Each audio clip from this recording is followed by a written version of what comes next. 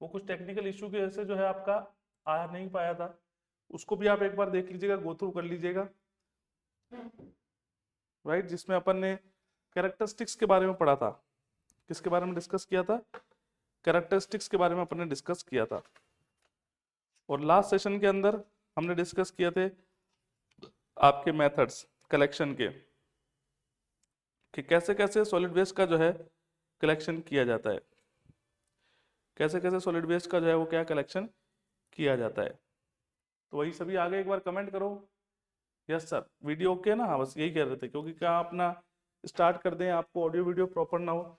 चलिए, तो यहाँ पर सबसे फर्स्ट पॉइंट जो अपन को लिखना है वो नोट है, क्योंकि अपन ने वो कलेक्शन सिस्टम पढ़ लिए थे।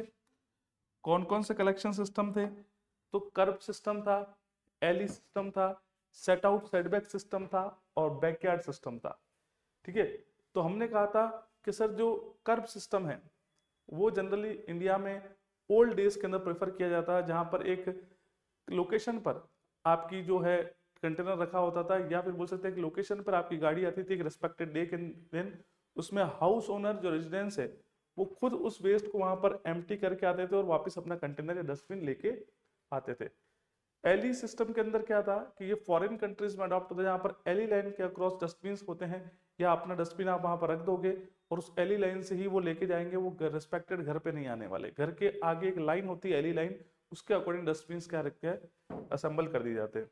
हाँ सुमन, कौन सा है सरसों? हाँ तो अभी बताएंगे टॉपिक, अभी थोड़ा सा क्विक रिवाइज करते हैं, 2 मिनट लगेंगे अपने को, ताकि समझ में आ जाए कि वो पीछे क्या पढ़ा था अपन ने।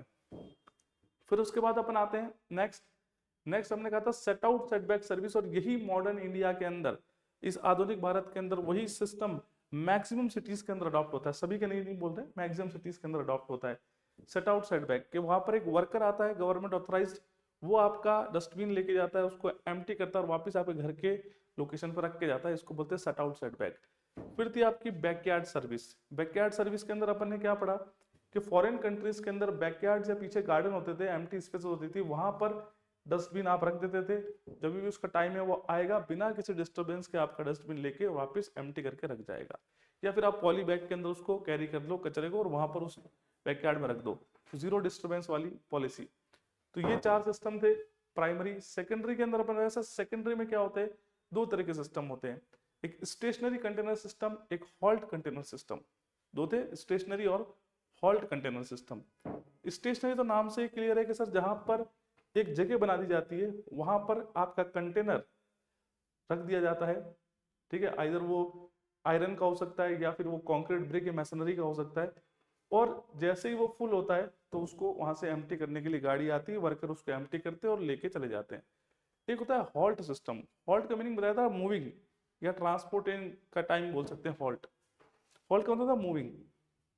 तो ऐसा कंटेनर रखा होता है जो कि बेसिकली इसमें टायर पुली सिस्टम रहता है, तो उस पर कचरा डालेंगे और जब वो भर जाएगा उसको खींच के ले जाएंगे एम्प्टी करके, या तो वहीं लोकेशन पर रख देंगे, दूसरी लोकेशन पर रख देंगे।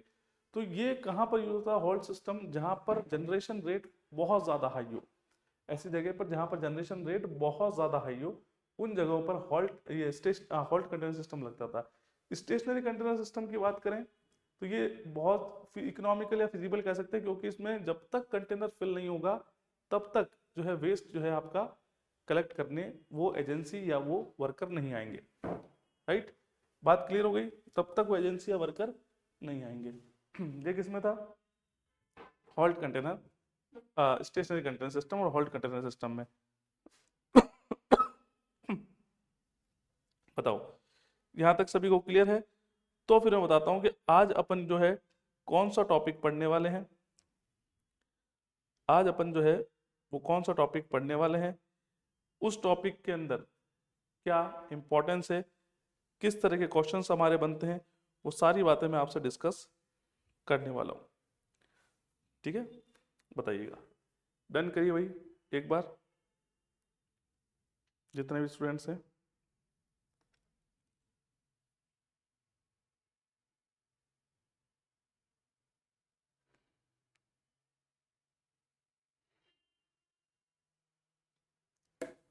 बताइए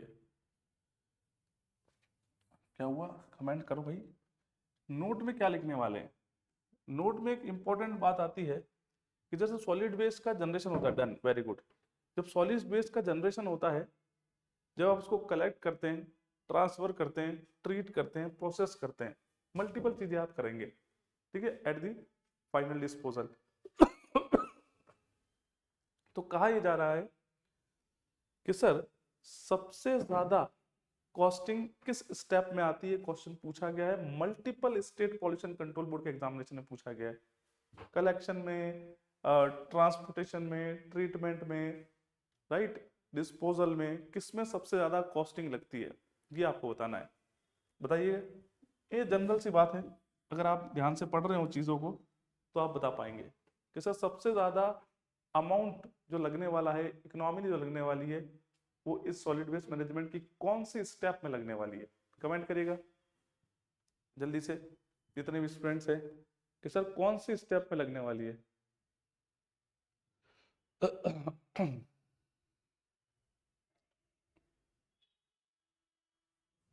बताओ भाई।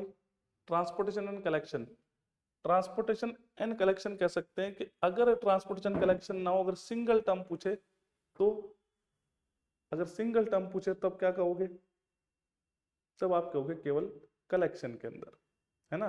दो टर्म कहे, वहां पे सिंगल लिखा हो जनरेशन, कलेक्शन, ट्रीटमेंट, डिस्पोजल, तब सिंगल टर्म बोले तो कलेक्शन में लगता है, और अगर मल्टीपल टर्म बोले ट्रांसपोर्टेशन एंड कलेक्शन में। तो नोट में यही पॉइंट अपने को लिखना है, और ये मल्टीपल बार एग्जाम में पूछा गया है। वेरी गुड सुमन, बहुत बढ़िया। तो लिखिएगा the collection and transportation of solid waste,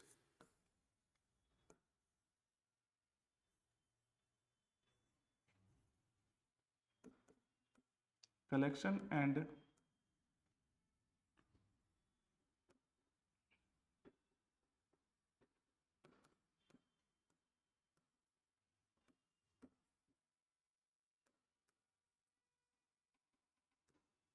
the collection and the transportation of solid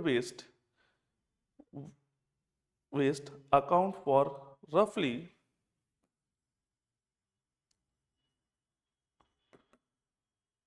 for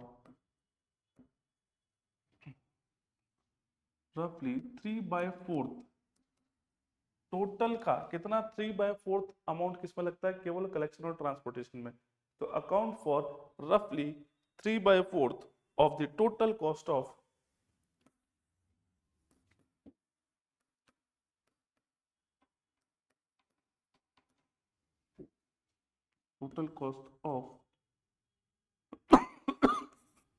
municipal solid waste management.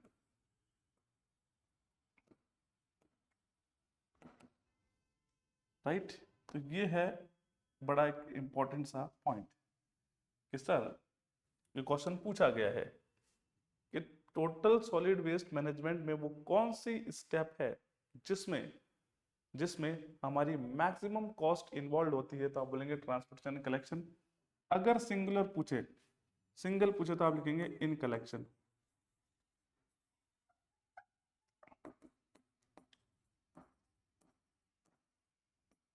है ना, क्योंकि कलेक्शन के अंदर ही ट्रांसपोर्टेशन आता है। कलेक्शन ही क्यों लिखा गया था, क्योंकि कलेक्शन जब कर रहे हो तो उसी में तो ट्रांसपोर्टेशन होगा। Collection by the help of cart, by the help of vehicle के थ्रू ही करोगे आप, तो ट्रांसपोर्टेशन उसी में इन्वॉल्व होता है।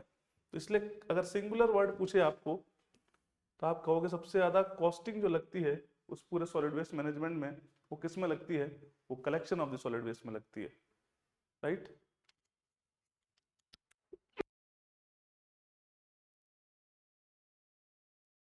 चलिए यहां तक हो गई क्लियर।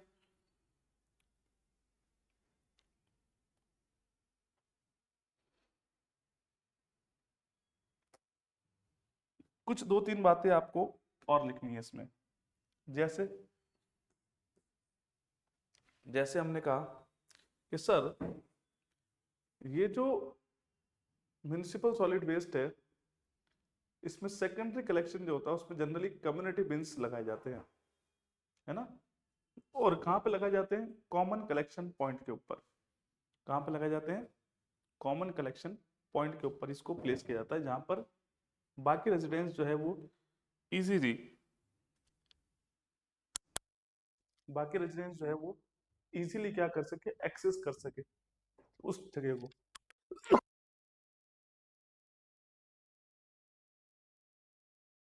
रेजिडेंस जो है वो इजीली क्या कर सके, उस जगह को एक्सेस कर सके।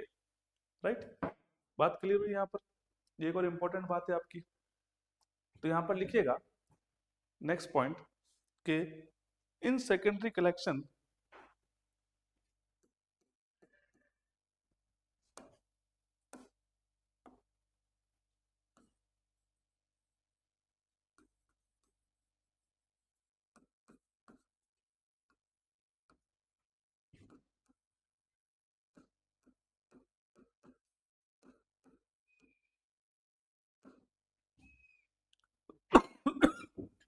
in secondary collection of solid waste through community bins and container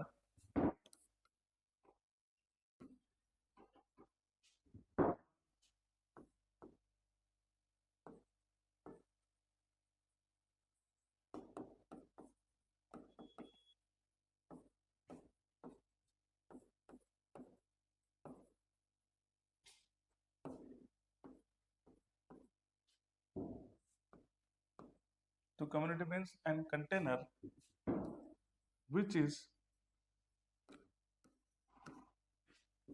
placed at a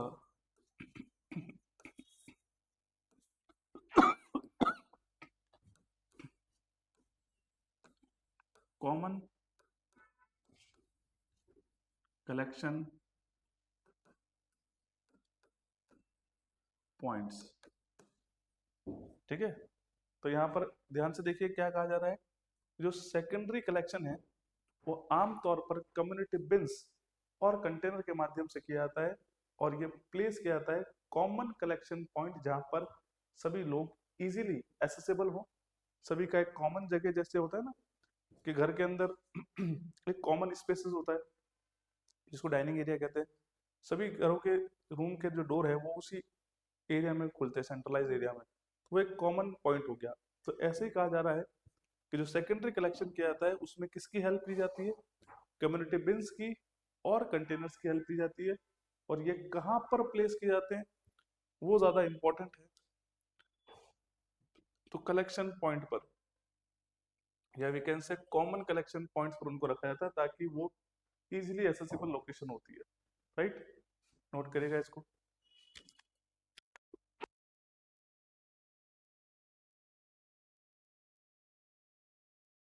accessible location होती है, राइट, कॉमन कलेक्शन पॉइंट्स। इसके अंदर और कैसे किया जाता है कलेक्शन? तो सर सेकेंडरी कलेक्शन में स्ट्रीट स्वीपिंग भी आती है। जो झाड़ू लगता है रोडों के ऊपर, तो स्ट्रीट स्वीपिंग जो है वो भी किसका पार्ट है, वो भी आपकी सेकेंडरी कलेक्शन सिस्टम का पार्ट है। राइट, तो यहाँ लिखिएगा इट इंक्लूड्स, क्या लिखिएगा इसमें, लिखिएगा कि sir it also includes the collection of waste, it also includes the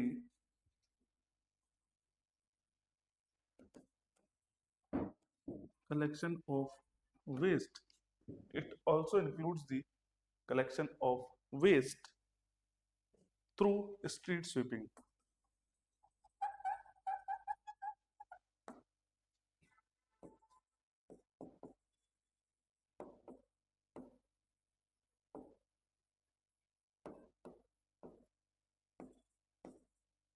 right, तो एक पॉइंट ये भी इंपॉर्टेंट है आपका कि किसके थ्रू होता है, स्ट्रीट स्वीपिंग भी किस में आती है, सेकेंडरी कलेक्शन का ही पार्ट है। कम्युनिटी बिन कंटेनर भी सेकेंडरी कलेक्शन सिस्टम का पार्ट है। राइट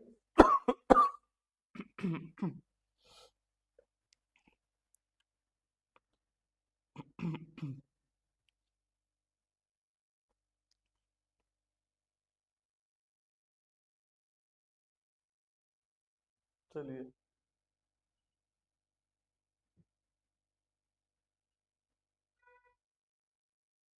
हो गया डन, बताइएगा जितने भी स्टूडेंट्स हैं। अब एक और टॉपिक पे आने वाले हैं, ट्रांसफर स्टेशन। है ना, ये तो कुछ नोट की बातें हैं। अब हेडिंग डालू।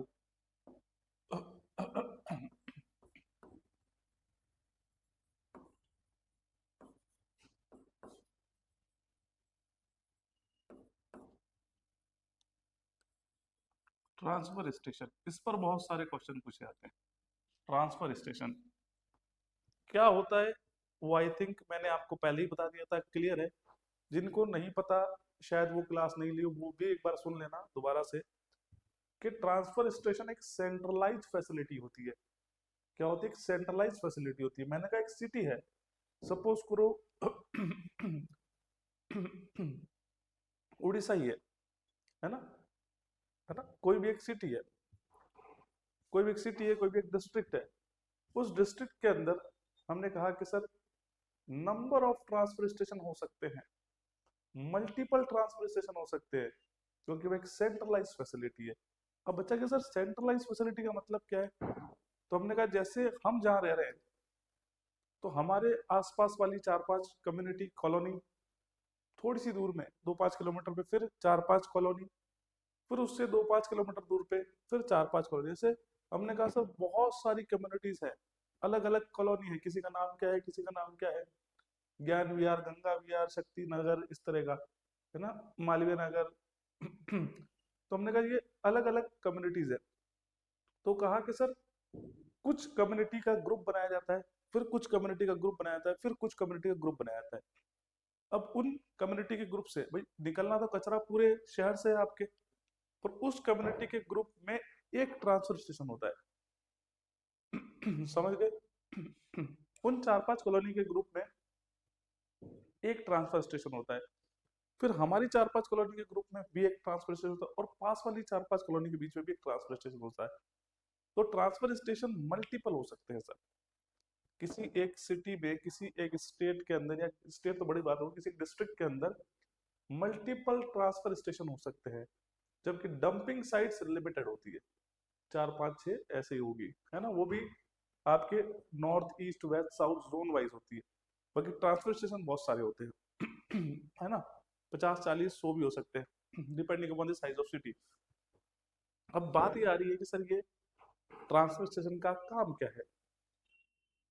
हमने कहा ट्रांसफर स्टेशन का काम क्या है? तो कहा सर वो जो 4-5 कॉलोनी है, उन सभी से वेस्ट जनरेट हो रहा है। अब उस वेस्ट को डंपिंग साइट तो 50 किलोमीटर दूर है सर, या 40 किलोमीटर दूर है, तो वहां पर एम्प्टी करके वापस आना सेम डे पॉसिबल है क्या? सर नहीं है। पॉसिबल है क्या, आप बताइएगा? सर नहीं है, क्योंकि डंपिंग साइट तो आउटसाइड द एरिया होती है, उस सिटी के आउटसाइड होती है, बाहरी क्षेत्रों में होती है, जहां पर एम्प्टी लैंड अवेलेबल हो। सिटी के अंदर तो ऐसा ही नहीं। है ना। अब कोई बच्चा ये सर हमने तो देखा हमारे कॉलोनी में, हमारे सिटी में डंपिंग यार्ड था, वो डंपिंग यार्ड नहीं, वो ट्रांसफर स्टेशन था। जो सिटी के बीच में होता है वो ट्रांसफर स्टेशन होता है। अब वो जो 4-5 कॉलोनी है, वहां से वेस्ट कलेक्शन होगा, और वो 5-7-10 किलोमीटर के दायरे के अंदर ही उसको डंप करके ट्रांसफर स्टेशन पे खाली करके वापस व्हीकल आपके कॉलोनी में आ जाएंगे। भाई ये भी पॉसिबल नहीं कि एक ही व्हीकल पूरी कॉलोनी का कचरा कलेक्ट कर लेगा, ठीक है, मल्टीपल व्हीकल रखते हैं, और एक ही राउंड में कलेक्ट कर लेगा, ये भी पॉसिबल है, क्योंकि उसकी कैपेसिटी नहीं है। तो सर मल्टीपल 2-3 राउंड लगेंगे और मल्टीपल व्हीकल्स लगेंगे, तो 2-3 राउंड जब लगेंगे और मल्टीपल व्हीकल लगेंगे, तो फिर वो एम्प्टी क्या करेंगे? वो डंपिंग साइड पे थोड़ी जाएंगे इतनी दूर। तो कॉलोनी वाइज, जोन वाइज क्या बनाए जाते हैं, आपके ट्रांसफर स्टेशन बनाए जाते हैं। तो वो 4-5-6 कॉलोनी मिलके अपना जो वेस्ट लेके आती है, वो वहां पे डंप करते हैं, दोबारा से कलेक्शन चाहते हैं। दूसरा, ट्रांसफर स्टेशन जो है वो क्या करता है? सेकंड बात, ये हॉलिंग टाइम जो होता है, हॉल टाइम जो कहते हैं, हॉल टाइम, मूविंग वाला टाइम को क्या करता है? रिड्यूस करता है। यस या नो? ये तो बात समझ में आ रही होगी। तो हॉल्ट कंटेनर सिस्टम में हॉल्ट का मतलब क्या था? मूविंग था कि नहीं था? बताओ भाई, जो बच्चे पढ़ रहे हो रेगुलर, तो बताइए कि उसका मीनिंग मूविंग था कि नहीं था? सर बिल्कुल मूविंग था, बिल्कुल मूविंग था। तो हमने कहा कि सर वो जो मूविंग टाइम है, उस कचरे को एम्प्टी करने के लिए डंपिंग साइड पर इतनी दूर ना जाके, क्योंकि एक तो टाइम लगेगा, एक पेट्रोल लिखेगा मतलब इकोनॉमी लगेगी, और वेस्ट कलेक्शन या मैनेजमेंट भी हैम्पर होगा, अफेक्ट होगा। इस बात से एग्री है आप? बताइए, क्या इस बात से एग्री है आप? तो क्या क्या लगने वाला है सर? क्या क्या लगने वाला है सर? टाइम भी लगने वाला है, कॉस्ट भी लगने वाली है, और मैनेजमेंट भी इफेक्ट होने वाला है। इसलिए क्या कर दिया, जोन वाइज, कुछ कुछ एरिया वाइज ट्रांसफर स्टेशन बना दिए, ताकि वो हॉलिंग डिस्टेंस, हॉलिंग टाइम भी क्या हो जाए सर, रिड्यूस हो जाए, और कलेक्शन की बात करें वो फास्ट हो जाए। तो जब कलेक्शन फास्ट होगा तो ओवरऑल जो मैनेजमेंट होगा, सॉलिड वेस्ट मैनेजमेंट जो होगा, वो भी इम्प्रूव होगा। यस या नो? बताइएगा। इसलिए ट्रांसफर स्टेशन बनाए जाते हैं। तो ये तो पूरी कहानी समझ में आई, सारे क्वेश्चन समझ में आए। अब बात आती है केवल लिखने की। थोड़ी सी थ्योरी लिख लेते हैं, ताकि दिमाग में जब आप पढ़ो तो वापिस वो रिकॉल हो जाए चीजें। बिल्कुल। Loading and unloading time. Loading और अनलोडिंग टाइम का मतलब क्या हो गया? तो वो क्या हो जाएगा आपका, कम हो जाएगा, है ना? तो लिखेगा, a transfer station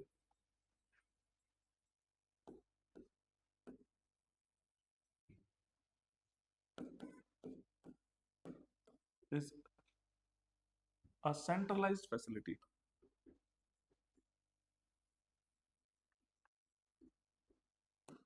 centralised facility,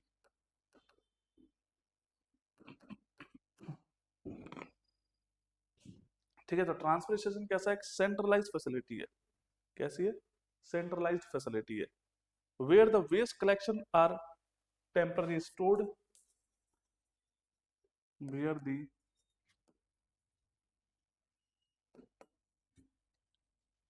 waste collection are temporary stored. जहां पर वेस्ट टेम्पररी मतलब कुछ टाइम के लिए स्टोर्ड रहता है। एग्जैक्टली में तो वेस्ट को कहाँ भेजना है? डंपिंग साइट पे भेजना है, प्रोसेसिंग प्लांट पे भेजना है। यहाँ पर तो एक टेम्पररी स्टेशन है, एक तरह का ट्रांसफर स्टेशन, एक सेंट्रलाइज्ड फैसिलिटी है, क्योंकि एक टेम्पररी स्टेशन है जहाँ पर वेस्ट कुछ स्पेसिफाइड ड्यूरेशन तक ही वहां पर रिटेन रहता है। उसके बाद वहां से डंपिंग साइट पे जाता है, प्रोसेसिंग प्लांट पे जाता है, या डिस्पोजल साइट पे जाता है। ठीक है, तो where the waste collection are temporary stored और ट्रांसफर आइडर टू दी और ट्रांसफर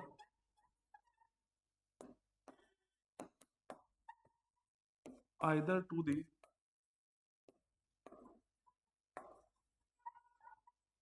प्रोसेसिंग प्लांट, कि उसको ट्रांसफर किया जाता है either to the processing plant. Processing plant क्या? जहां पर उसको प्रोसेस किया जा रहा है, जहां पर उसको रिसाइकल किया जा रहा है, जहां पर उसको कन्वर्ट करा जा रहा है वेस्ट से एनर्जी में, जहां पर उसका वॉल्यूम चेंज किया जा रहा है, सभी को प्रोसेसिंग प्लांट कहते हैं। मतलब वो प्लांट जहां पर किसी भी तरीके से उसकी फॉर्म को बदला जा रहा है, are known as the processing plant. तो वहां से एक तो टेम्पररी स्टोर रहता है, और वहां से वेस्ट को लेके जाते हैं प्रोसेसिंग प्लांट की तरफ। क्या लेके जाते हैं? प्रोसेसिंग प्लांट की तरफ, या डंपिंग साइड की तरफ, या डिस्पोजल साइड की तरफ। ठीक है, प्रोसेसिंग प्लांट की तरफ और टू दी डिस्पोजल साइड।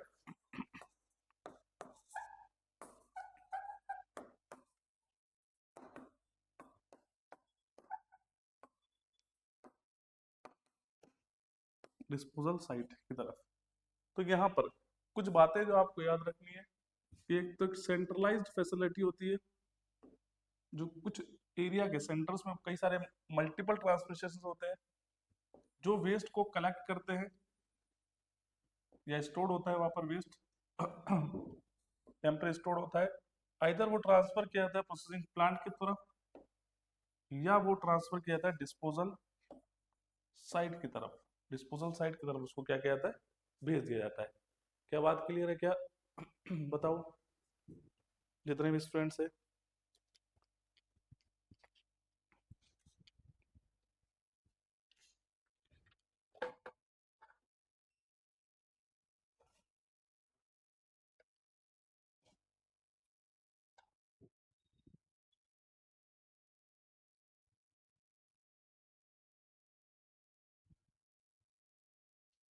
हाँ, यस, चलिए।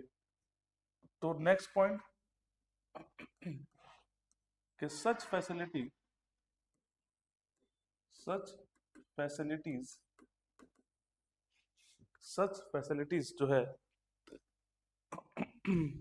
proves to be cost effective for hauling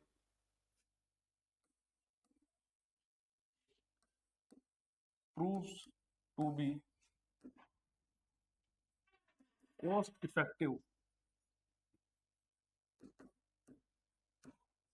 such facility proves to be cost effective for for hauling का मतलब होता है मूविंग, है ना, कॉस्ट इफेक्टिव इन हॉलिंग। तो हॉलिंग को क्या करता है सर, कम करता है। हॉलिंग को क्या करता है सर, ये कम करता है, right.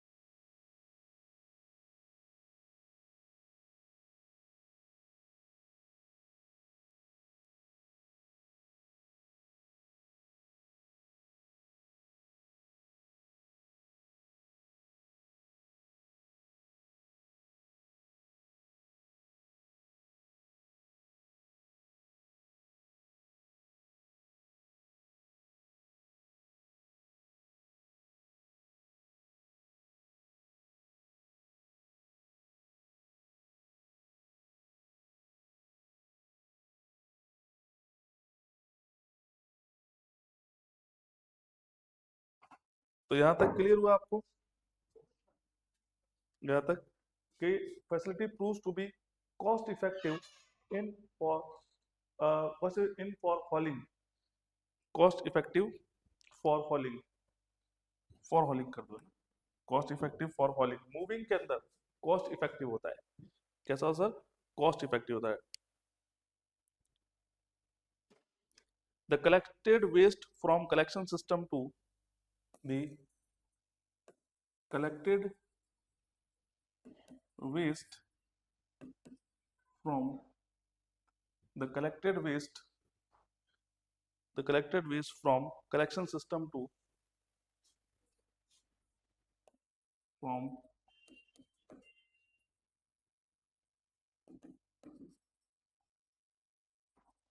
collection system collection system to the destination point to the destination point to the destination point to the destination point, particularly when the distance from the collection system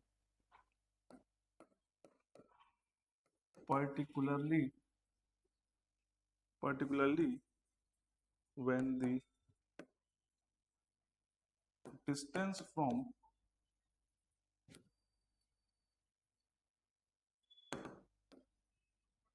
collection system is far, distance from the collection system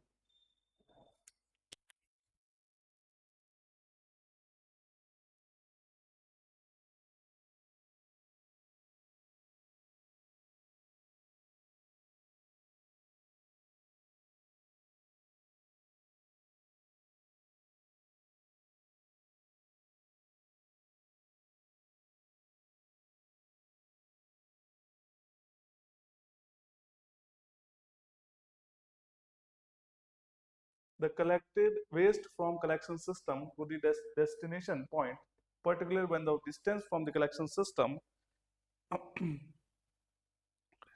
increases ये कुछ theory है, ये कुछ theory है भाई, क्या है sir, ये कुछ थ्योरी है। बाकी बात वही है जो अपन ने करी एग्जैक्टली क्या चीज के ट्रांसफर स्टेशन एक सेंट्रलाइज फैसिलिटी होती है जहां पर वेस्ट को कलेक्ट किया स्टोर किया जाता है टेम्परली और उसको प्रोसेसिंग यूनिट डिस्पोजल साइड में भेजा जाता है। आगे इन्होंने क्या लिखा है इस पॉइंट के अंदर, बोल रहे हैं कि sir such facility proves to be cost effective in hauling और मूविंग। तो हॉलिंग और मूविंग में लगने वाले टाइम को क्या कर देती है, बचा देती है, कॉस्ट इफेक्टिव होती है, एक तरह से इकोनॉमिकल होती है। यही पॉइंट पीवाईक्यू है, यही पॉइंट पीवाईक्यू है।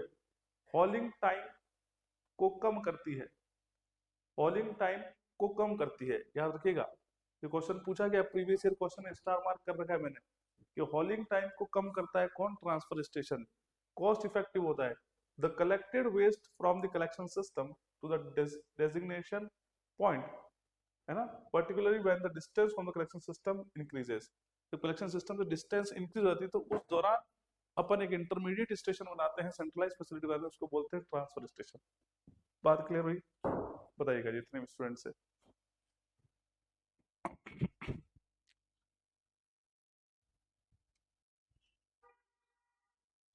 तो हॉल क्या होता है? बच्चा कह रहा है, बच्चा कहता है सर ये हॉल क्या होता है? हॉल का मतलब होता है मूविंग टाइम, कलेक्शन से लेके, ध्यान से सुनना, आप जो कहते हैं ना क्या होता है हॉल, वो बताते हैं। हॉल का मतलब होता है कि सर कलेक्शन से लेके, जब आप वेस्ट को कलेक्ट कर रहे हो वहां से लेके डिस्पोजल साइट पर ले जाने तक का डिस्टेंस हॉल कहलाता है ना। ये हॉल की डेफिनेशन भी लिख लो, लोडिंग अनलोडिंग नहीं। इस हॉल का मीनिंग होता है आपका कि the time taken from transporting, लिखो, the time taken from, the time taken for transporting collected waste, for transporting collected waste, the time taken for transporting collected waste from the point of collection, waste from the point of, from the point of collection say to its destination or disposal site, to its destination or disposal site। तो क्या आपको बात समझ में आई कि hall क्या है? Hall का मीनिंग होता है कि सर जब आप किसी वेस्ट को कलेक्ट कर रहे हो, है ना, जब आप किसी वेस्ट को कलेक्ट कर रहे हो तो कलेक्ट करते वक्त उस कलेक्शन पॉइंट से उस डिस्पोजल साइट पर या उस डेस्टिनेशन पे जहां पर आपको फाइनली इसको ले जाना है, उस में लगने वाला टाइम हॉल टाइम कहलाता है, डिस्टेंस हॉलिंग डिस्टेंस कहलाती है। ठीक है, बताओ, हो गई बात क्लियर? बड़ा इंपॉर्टेंट है हॉल वर्ड जो है, बार बार आपके क्वेश्चंस में दिखेंगे आपको। तो हॉल का मतलब है moving time, basically moving time, collection से डिस्पोजल या डेस्टिनेशन तक ले जाने में लगने वाला टाइम हॉलिंग टाइम कहलाता है, और उस मूविंग को हॉल कहते हैं, उस मूविंग को ही क्या कहते हैं, हॉल कहते हैं। बताओ, यहां तक क्लियर हुआ तो आपको?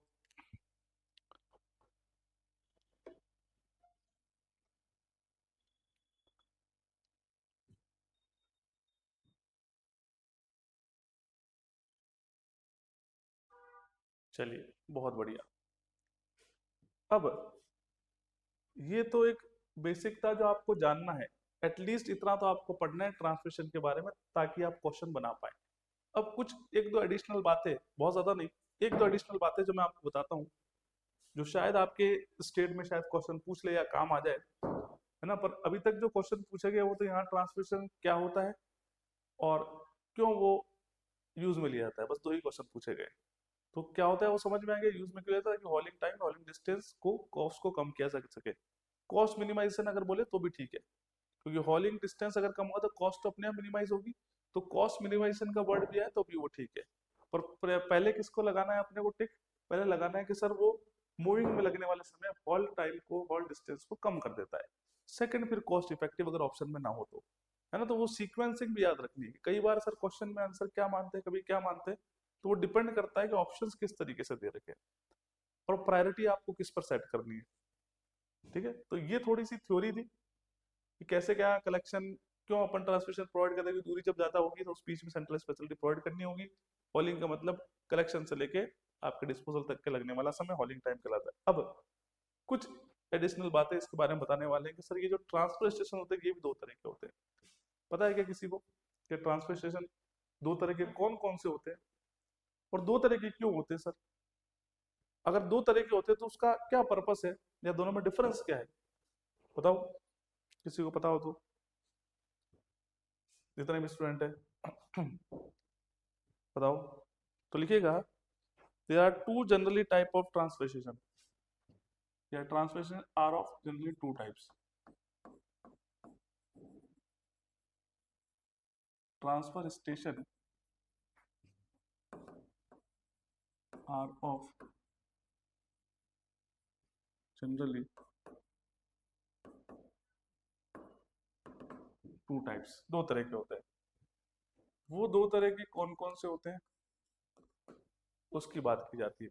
तो first one you should write, the first one is a direct transfer station, direct discharge transfer station, direct और डिस्चार्ज ट्रांसफर स्टेशन। और दूसरा, एक तो डायरेक्ट हो गया तो फिर दूसरा क्या होगा? दूसरा होगा स्टोरेज ट्रांसफर स्टेशन।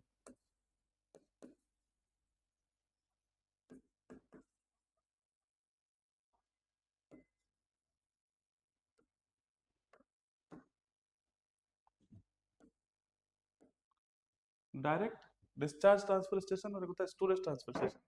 नाम से शायद थोड़ा बहुत समझ पा रहे होंगे, डायरेक्ट में मतलब जो वेस्ट होता होगा उसको डायरेक्ट ही सर ले जाया जाता होगा।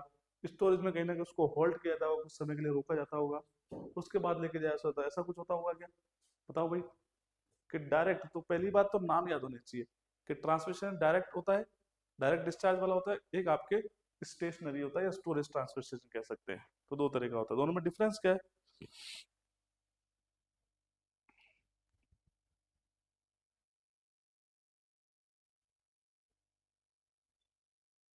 बताओ।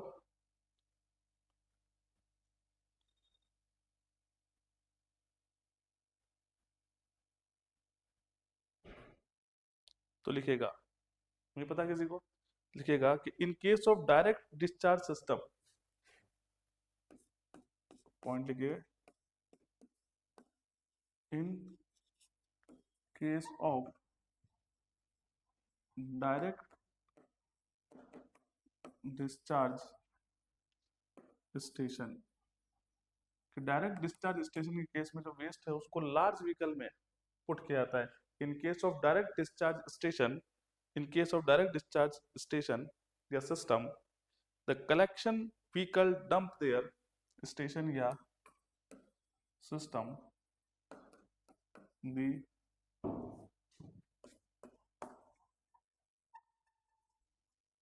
collection vehicle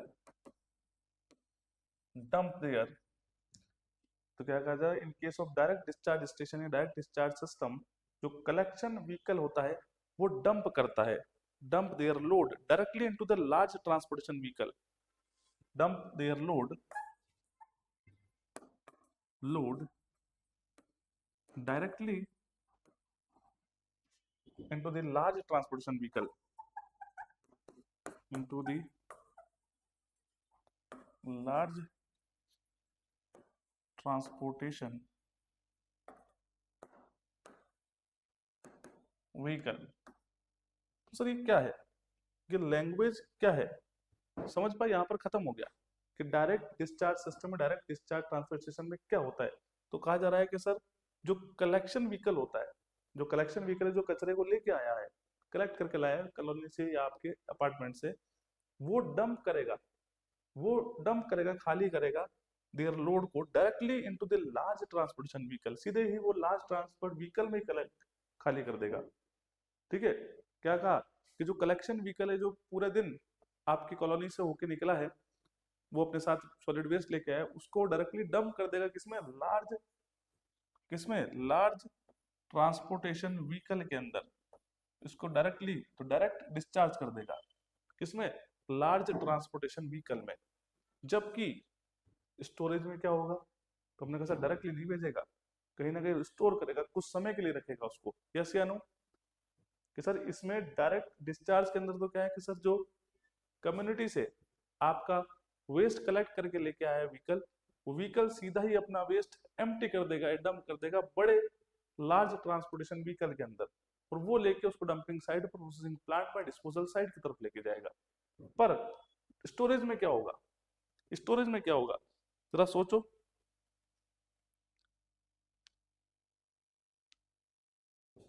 तो इन लिखेगा, इन स्टोरेज ट्रांसफर स्टेशन। अब यहाँ पर ये तो समझ में आ गई सर, डायरेक्टली डिस्चार्ज नहीं करेगा, ये पहले आपके कहाँ पर, छोटे प्लेटफॉर्म्स पर, ग्राउंड पे, छोटी जगहों पर, या कंटेनर के अंदर या पिट के अंदर खाली करेगा, फिर वहां से दूसरा व्हीकल आएगा, उसको लेके आगे प्रोसेसिंग प्लांट में, डिस्पोजल साइट की तरफ लेके जाएगा। तो इन स्टोरेज ट्रांसफर स्टेशन, किस स्टोरेज ट्रांसफर स्टेशन के अंदर the solid waste are emptied,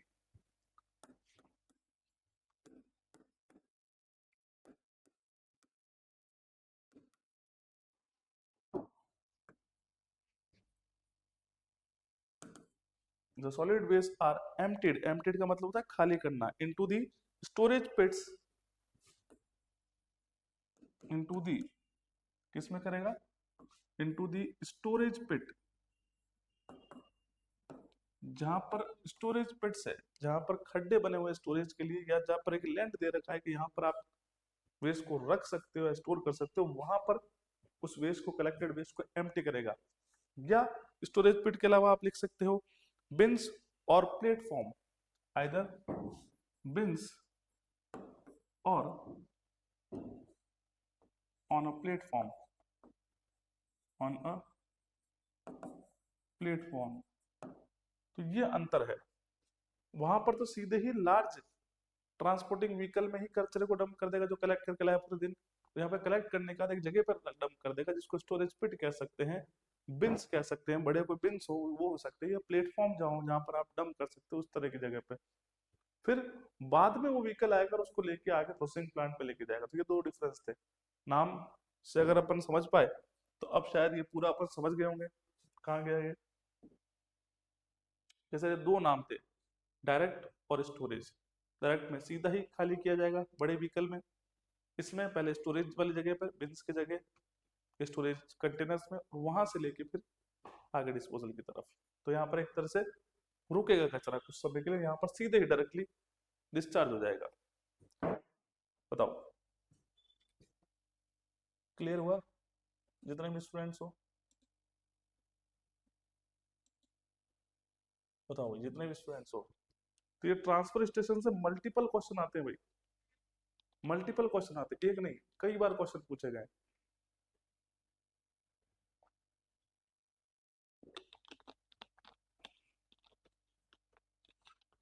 है ना, एक नहीं कई बार क्वेश्चन पूछे गए।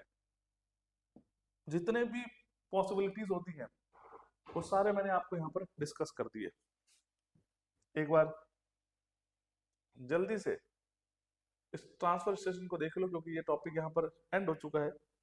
कोई डाउट ना रह जाए आपके मन में, इसलिए कि ट्रांसफर स्टेशन एक सेंट्रलाइज फैसिलिटी होती है कि किसी लोकेलिटी में मल्टीपल ट्रांसफर स्टेशन हो सकते हैं डिपेंडिंग अपॉन देयर कम्युनिटीज या साइज ऑफ सिटी। फिर ट्रांसफर स्टेशन का काम क्या होता है कि जहां पर वेस्ट कलेक्शन होता है, वो कलेक्शन होकर टेम्परली स्टोर होता है। तो वेस्ट कलेक्शन होकर आता है, उसको टेम्पररी वहां पर स्टोर किया जाता है।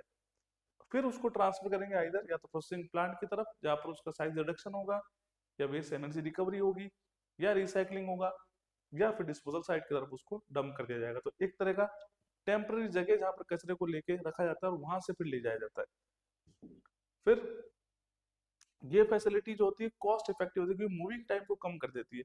मैंने बताया था ना आपको कि जब अगर उसको आप लेके जा रहे हो डंपिंग यार्ड की तरफ, तो वो तो बड़ा दूर होता है, आउटसाइड सिटी होता है, तो उस समय को क्या कर देगी, रिड्यूस कर देगी। ये जरूरी क्यों है बनाना, क्योंकि जब आपका डिस्टेंस बढ़ जाता है, कलेक्शन और डिस्पोजल साइड का जब डिस्टेंस बढ़ जाता है, तो आपको इंटरमीडिएट फैसिलिटी प्रोवाइड करनी होती है, वही ट्रांसफर स्टेशन कहलाती है। हॉलिंग का मतलब क्या होता है, जब time taken from the collection to the disposal, उसी को बोलते हैं हॉलिंग टाइम।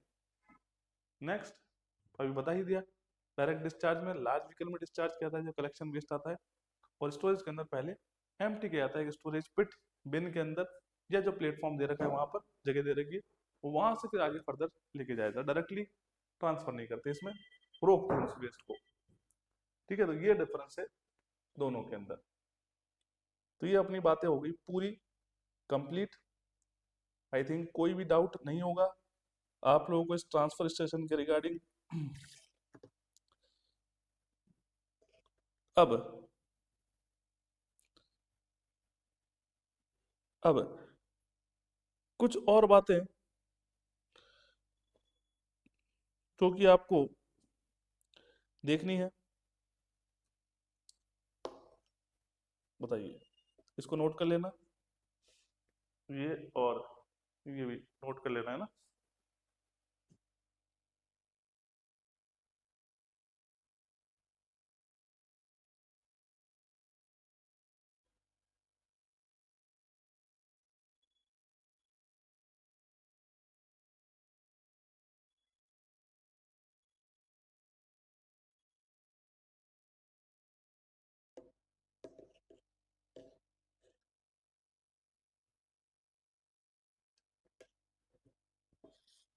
चलो नोट करके डन कर लेना, कोई डाउट हो तो पूछ लेना। अब नोट में कुछ बातें लिखाने वाले हैं।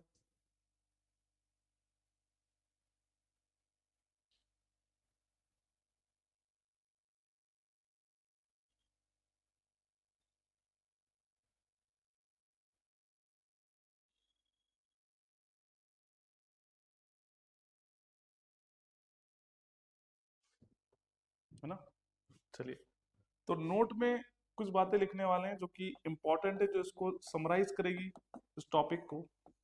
वो क्या है, हमने कहा कि सर ये जो ट्रांसफर स्टेशन है, इसके तीन चार बातें, कॉस्ट इफेक्टिव होता है, हॉलिंग टाइम हॉलिंग डिस्टेंस को रिड्यूस करता है, ये कॉमन कलेक्शन रूट पे होना चाहिए, ये विद इन द 15 किलोमीटर के अंदर बनाया जाता है। तो ये चार बातें जो आपको लिखनी है। The first one, it is cost effective, कि कैसा है ये, कॉस्ट इफेक्टिव है, इकोनॉमिकल कह सकते हैं। It reduces हॉलिंग time slash हॉलिंग distance, हॉलिंग time, हॉलिंग में लगने वाला टाइम और हॉलिंग में लगने वाली डिस्टेंस, दूरी को कम कर देता है। ठीक है, it is provided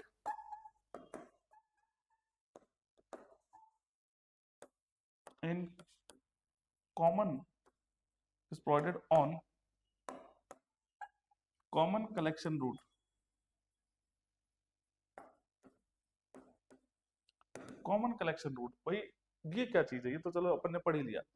it is provided on common collection route, common collection route का मतलब क्या है, कॉमन कलेक्शन रूट हमने कहा कि सर ये जो ट्रांसफर स्टेशन है वो एक कॉलोनी के लिए नहीं होता है, कुछ जोन वाइज होता है, मतलब चार पांच कॉलोनी के बीच में एक होता है।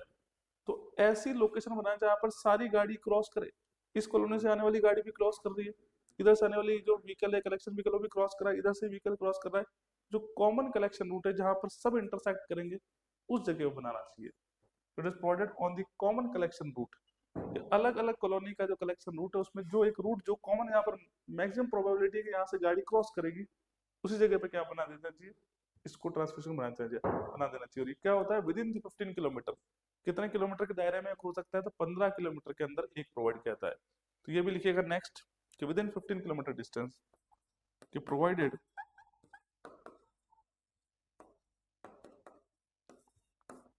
विद इन 15 किलोमीटर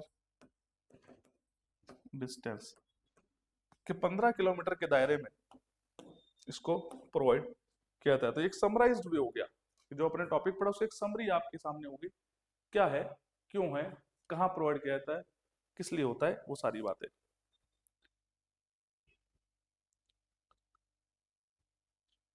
बताओ भाई, बताओ जितने भी स्टूडेंट्स है, क्लियर हो गया।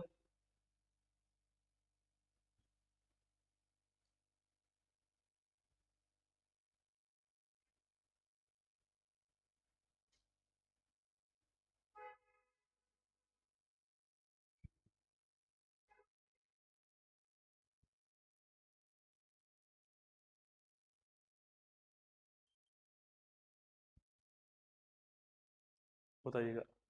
अब अपन आते हैं transportation of solid waste. Last topic है, यहाँ पर चैप्टर खत्म हो जाएगा। Transportation of solid waste. भाई देखो चीजें बहुत सारी है, मैंने कहा कि सर सॉलिड वेस्ट जो है ये अपने आप में एक सब्जेक्ट है, पर जितने टॉपिक्स हो सकते हैं वो मल्टीपल टॉपिक अपन रीच कर रहे हैं, ताकि प्रोबेबिलिटी जो है वो मैक्सिमम हो जाए क्वेश्चन बनाने की, है ना।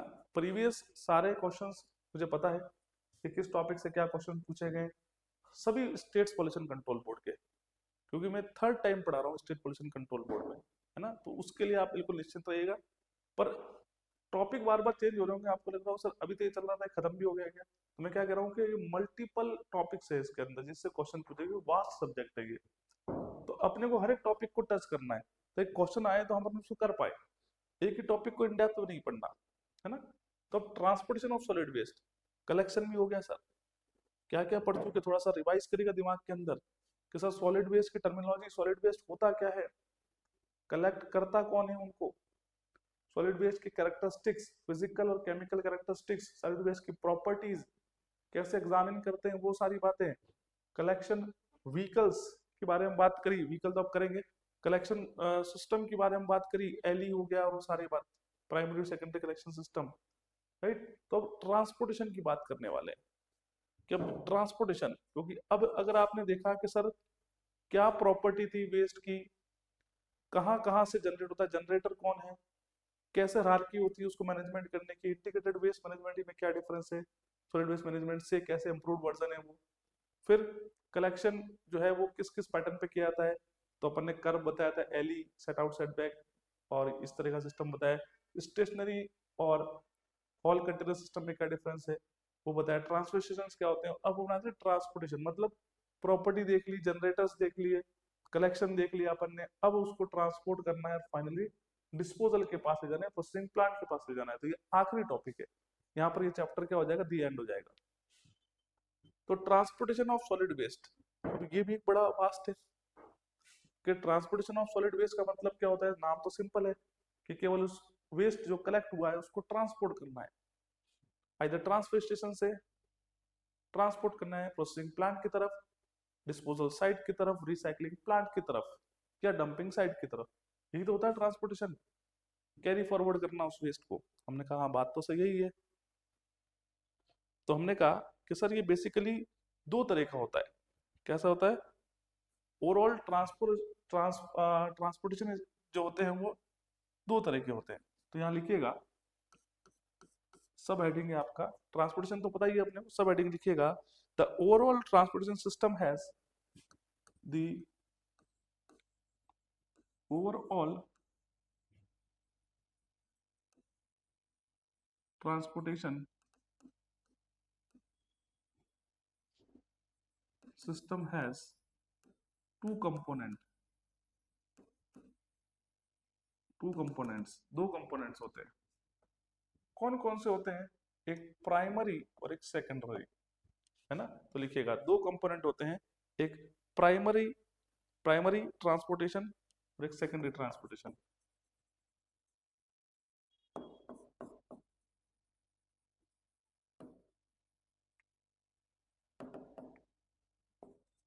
और एक सेकेंडरी ट्रांसपोर्टेशन, एक प्राइमरी और सेकेंडरी। प्राइमरी और सेकेंडरी का मीनिंग क्या है भाई, ट्रांसपोर्टेशन तो ट्रांसपोर्टेशन होता है कि उस वेस्ट को ट्रांसफर स्टेशन से आप किसी प्रोसेसिंग प्लांट में, डिस्पोजल साइट पर या डंपिंग साइट पर लेके जाओगे। अब ये प्राइमरी और सेकेंडरी का चक्कर क्या आ गया, तो प्राइमरी का मतलब होता है सोर्स से स्टोरेज फैसिलिटी पे ले जाना। हमने कहा कि जहां से जनरेशन हो रहा है पहले तो वेस्ट उस स्टोरेज फैसिलिटी पे जाएगा, राइट। ये भी तो ट्रांसपोर्टेशन हुआ कि वेस्ट तो घर में हुआ था प्रोड्यूस, तो वहां से कहाँ जा रहा है, स्टोरेज फैसिलिटी, ट्रांसफर स्टेशन जा रहा है या डंपिंग यार्ड पे जा रहा है, वहां से अब उस स्टोरेज फैसिलिटी से फिर डिस्पोजल साइट पर जब जाएगा या ट्रीटमेंट प्रोसेसिंग प्लांट पे जब जाएगा वो सेकेंडरी में आ जाएगा। तो बात क्लियर हो गया कि घर से सोर्स का मतलब क्या, हम ही तो है जनरेटर, रेजिडेंशियल हो गए, इंडस्ट्रियल हो गए, कमर्शियल चीजें लोग हो गए, वही तो जनरेटर, तो वही तो सोर्स कहलाता है। तो सोर्स से डिस्पोजल ट्रांसफर स्टेशन पर, सोर्स से स्टोरेज फैसिलिटी तक ले जाना प्राइमरी सिस्टम का पार्ट होता है, प्राइमरी ट्रांसपोर्टेशन सिस्टम का पार्ट। और सेकेंडरी में जो आपका स्टोरेज, जहाँ पर डिपो है, जहाँ पर आपने ट्रांसफर स्टेशन या स्टोर कर रखा है वेस्ट को, वहां से डिस्पोजल साइड या प्रोसेसिंग साइड पर ले जाना, ये सेकेंडरी ट्रांसपोर्टेशन का पार्ट होता है। बताइए यहाँ तक सभी को क्लियर है क्या, जितने भी स्टूडेंट है, प्राइमरी और सेकेंडरी का डिफरेंस? तो बहुत शॉर्ट में लिखाऊंगा, transportation from the source of generation,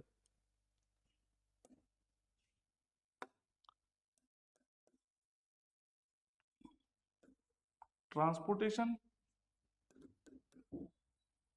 from the source of generation, source of generation, एक एक बात समझना जो लिखी हुई है इस नोट्स में। सोर्स ऑफ जनरेशन कौन? अरे sir, residential apartment, commercial complexes, institutions, सभी तो सोर्स ऑफ जनरेशन है। जो भी वेस्ट को जनरेट कर रहा है, प्रोड्यूस कर रहा है भैया, वही सोर्स ऑफ जनरेशन होता है।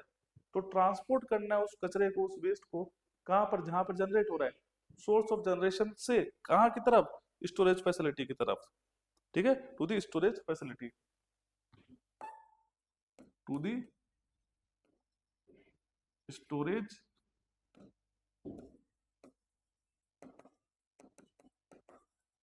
Storage facilities. तो सोर्स ऑफ जनरेशन से स्टोरेज फैसिलिटी की तरफ आपको लेके जाना है। स्टोरेज फैसिलिटी अपने देख ली, ट्रांसफर स्टेशन हो गए, सब स्टोरेज फैसिलिटीज है, या स्टोरेज डिपो कह सकते हैं, है ना, नाम उसका वही है। अब ये तो हो गया प्राइमरी।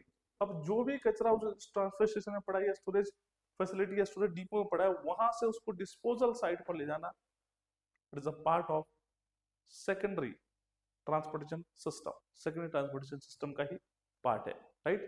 तो लिखिएगा सेकेंडरी ट्रांसपोर्टेशन के अंदर, transportation of waste from waste storage depot,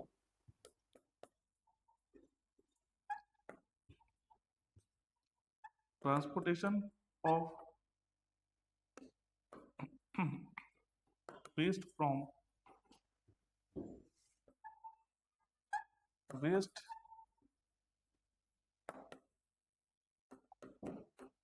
है ना, वेस्ट स्टोरेज डिपोट जो होते हैं, डिपो मतलब वो जगह, waste storage depot to the processing unit और लैंडफिल साइट, किधर, टू दी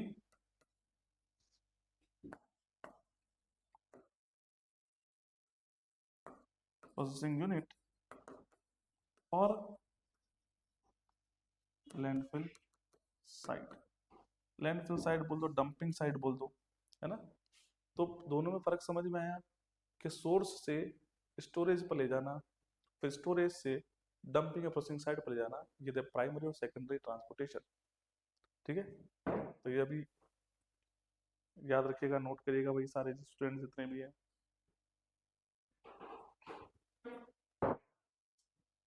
जितने भी स्टूडेंट्स हैं।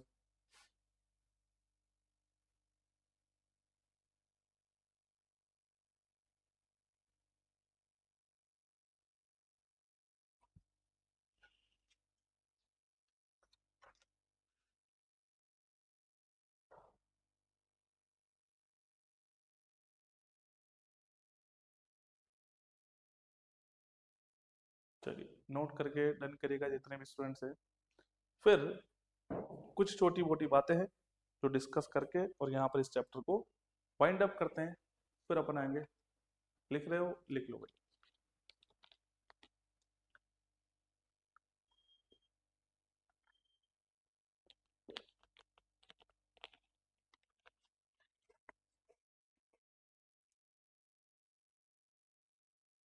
लिख रहे हो तो लिख लो आराम से, और फिर डन कर देना, है ना। तो चीजों को बड़ा समझना आप, है ना, समझना जरूरी है यहाँ पर, क्योंकि चीजें आई थिंक आपके लिए नहीं होंगी, है ना, बहुत चीजें नहीं होंगी, पर है बेसिक चीजें। अगर आप एक बार समझ गए तो वही चीजें हैं और वही क्वेश्चन आपसे पूछे जाते हैं, है ना, वही चीजें और वही क्वेश्चन पूछे जाते हैं।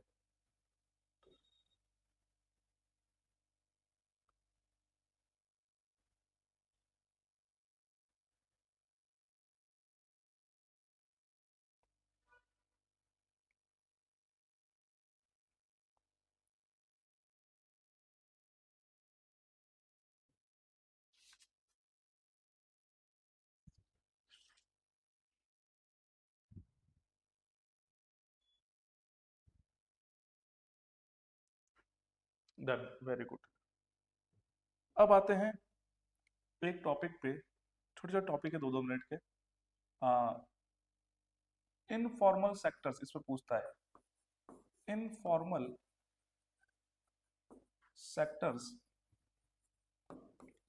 इन solid waste management. Informal sectors की बात करते हैं सर, वो कौन से इनफॉर्मल सेक्टर्स हैं जो कि सॉलिड वेस्ट मैनेजमेंट में होते हैं, या जो एक क्रूशियल रोल प्ले करते हैं, जो एक मेजर रोल प्ले करते हैं, वो इनफॉर्मल सेक्टर्स, जो कि it's not a part of solid waste but it will play a crucial role in the management of solid waste, है ना। वो सॉलिड वेस्ट मैनेजमेंट का पार्ट नहीं है हमारा, बट फिर भी वो एक मेजर रोल प्ले करते हैं, उसे कहते हैं इनफॉर्मल सेक्टर्स। कौन कौन से होते हैं सर वो इनफॉर्मल सेक्टर्स? तो हमने कहा सर जो इनफॉर्मल सेक्टर उसमें आते हैं रैग पिकर, वेस्ट पिकर जो होते हैं, कबाड़ी वालास और small scale recyclers. These are what, these are the informal sectors, यही इनफॉर्मल सेक्टर्स होते हैं। हाँ हाँ, लास्ट वाला डिस्पोजल साइट हो सकता है क्या? बिल्कुल हो सकता है भाई, लिखा है मैंने लैंडफिल साइट, ब्रैकेट में लिख देना, नहीं लिखा तो लिखना डिस्पोजल साइट। लो, क्योंकि अब तो वहां से आप या तो प्रोसेसिंग प्लांट में ले जाओ या लैंडफिलिंग ले जाओ, या लैंडफिलिंग तो डिस्पोजल होता है, डिस्पोजल का तरीका ही है लैंडफिलिंग, इसलिए इसको डिस्पोजल साइट भी कह सकते हैं। ठीक है, इनफॉर्मल सेक्टर में कौन कौन से आते हैं मैंने बता ही दिया, वेस्ट पिकर जिनको रैक पिकर्स कहते हैं, कबाड़ी वालास और small scale recyclers, these are the informal sector. क्यों? बहुत मेजर ऑफ द पोर्शन लिया करते हैं सेग्रीगेट करके और रेस्पेक्टेड प्रोसेसिंग यूनिट पर भेज देते हैं। जब प्लास्टिक को अलग कर लेते हैं वो, और पेपर वेस्ट को अलग कर लेते हैं, मेटेलिक केन्स वगैरह को अलग कर देते हैं, ग्लास वेस्ट को अलग कर लेते हैं, तो ये भी एक मेजर रोल प्ले करते हैं सॉलिड वेस्ट मैनेजमेंट के अंदर। These are the informal sectors में आते हैं ये। तो लिखिएगा वेस्ट पिकर्स फर्स्ट,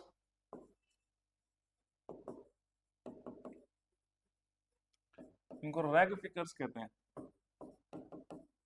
कचरा उठाने वाले, है ना। सेकंड, कबाड़ी वालास, कबाड़ी वाला सिस्टम होता है, इसको अपन बोलते हैं स्क्रैप डीलर, स्क्रैप डीलर।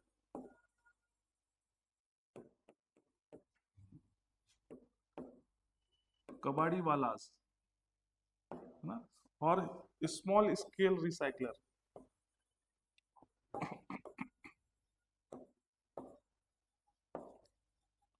ये कुछ इनफॉर्मल सेक्टर्स में आते हैं।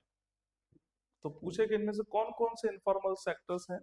हमने कहा एक तो वेस्ट पिकर्स होते हैं जो रैक पिकर्स जो कचरा उठाते हैं, दूसरा स्क्रैप डीलर जो कचरा खरीदते हैं, लोहा भी खरीदते हैं, पेपर भी खरीदते हैं, प्लास्टिक भी खरीदते हैं, जिनको कबाड़ी वाला कहते हैं, और कुछ स्मॉल स्केल रिसाइकलर्स जो उसको अपने तौर पर छोटा मोटा रिसाइकलिंग करके उसको मार्केट में बेच देते हैं, तो होते हैं small scale recycle. These are the part of informal sector, these are the part of informal sector. कबाड़ी वाले क्या करता है, कबाड़ी वाला क्या करता है, it segregate the waste, segregate the waste and send it to respective, send it to respective recycler, है ना। यही काम होता है कबाड़ी वाले का, काम क्या होता है, उस वेस्ट को सेग्रीगेट करना है भाई, उस वेस्ट को सेग्रीगेट करना है, पेपर को अलग करेगा, प्लास्टिक को अलग करेगा, ग्लास को अलग करेगा, मेटल को अलग करेगा, ऐसे वो अलग अलग सेग्रीगेट कर देगा वेस्ट को, और फिर उसको क्या करेगा, एंड सेंड, सेंड आएगा, सेंड इट टू,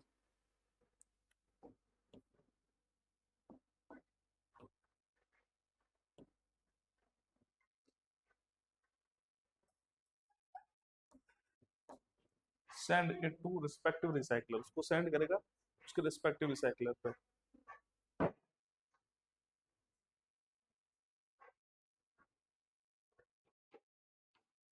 चलिए,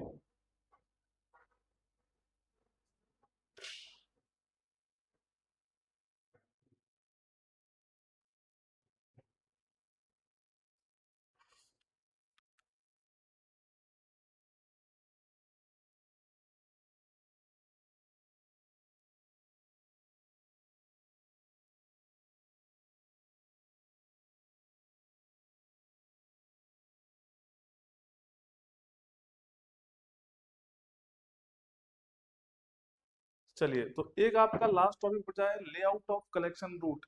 कलेक्शन रूट का लेआउट वो अपन नेक्स्ट क्लास में कर लेंगे, अभी फिर किसी सर की क्लासेस है इसके बाद, और वहां पर ये आपका चैप्टर खत्म हो जाएगा।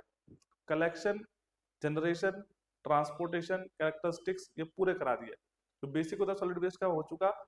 अब लेआउट अपन कल पढ़ लेंगे, कुछ 5-7 पॉइंट है लेआउट के, और उसके बाद फाइनली अपन आ जाएंगे आपके सॉलिड वेस्ट के मेथड्स ऑफ ट्रीटमेंट और डिस्पोजल के ऊपर। ठीक है, तो इस सेशन को यहीं पर एंड करते हैं। मिलते हैं आप सभी लोगों से कल एक नेक्स्ट सेशन के लिए, तब तक के लिए thank you and bye bye.